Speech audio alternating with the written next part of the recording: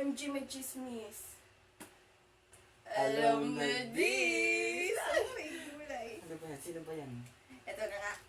Si Jesus at si Wilbert. Ano nangyari sa kanila? Nag-break na. Totoo? Ay, wait. Ah, Parang may nakita akong post nung ex na si Wilbert ba yan? yeah. Huwag ka, ang tagal din nila ha. Sandali. Wala. Eto. Pati nga. Ayan mo. Oh, ito rin. Nag-post si Wilbert. OMG. Feeling ko confirm. Pero ano kayang reason? Ba't sila naghiwalay? Siguro ng babae itong Wilbert na to. O di kaya itong babae, baka masyadong mahigpit. Baka nasasakal din yung lalaki. Pero, tagal na rin nila ha. Kaya nga, Long-term since- relationship sila. High school tayo, tapos college na tayo ngayon. I mean, long-term relationship, tapos ganito. True. Nakakapangan. Ng babae to. Ng babae. Wait lang. Tingin tayo Sige, ng mga comment. alamin natin. Ito yung parent ata to ni ano. Mama ata to ni Jesusa. Yeah. Why? Ang sabi? Sabi, ayusin mo yung buhay mo, wag yung buhay ng anak ko. OMG. Kawawa si Jesus sa pag ganon. So, confirm na niloko ni Wilbert si Jesusa. Kaya naman pala to si Jesus ha. Nag-alis ng profile. Oh my gulay. At saka kung makapansin mo yung mga stories niya, panay sad, panay malulungkot. Wow, ang Jesus ha. Anong kailangan natin gawin? Wait, confirm muna natin, totoo kaya?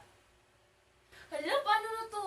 Wala na yung pinakamatagal na love team sa school Ina-idol ko natin. pa naman Oh my sila. gulay. Ang tagal-tagal naman, ang tagal-tagal na nila.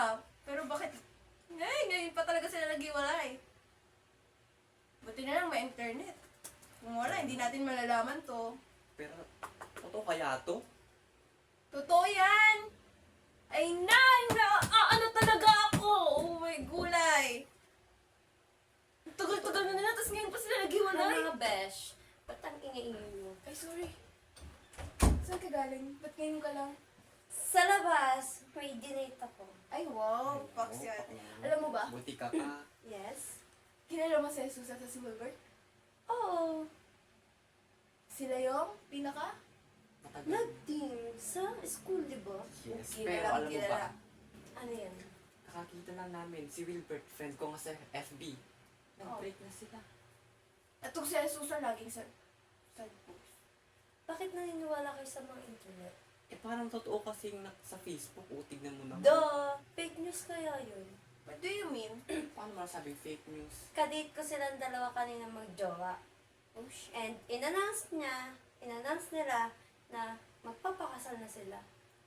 True ba? OMG! Yes, kaya huwag kayong maniniwala sa mga fake news. So kasi, Wait lang, kasi, ay baka ano siguro to, may naninira? At siguro. Pero kasi dapat, bakit nandiyan pa ay ang mga kumakalat sa internet, may hacker doon na gumagamit sa account.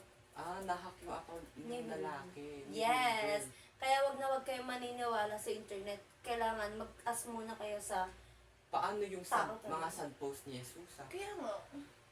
free. Pre mag-post ng mga sad post. Ano ba kayo? Mga overthinker. Ito kasi, nag-overthink tuloy ako. Tulog kayo. na nga kayo. Gabi na. Masyado Tama. nang madami kayong Salamat ha, Chiburichi. salamat Besh.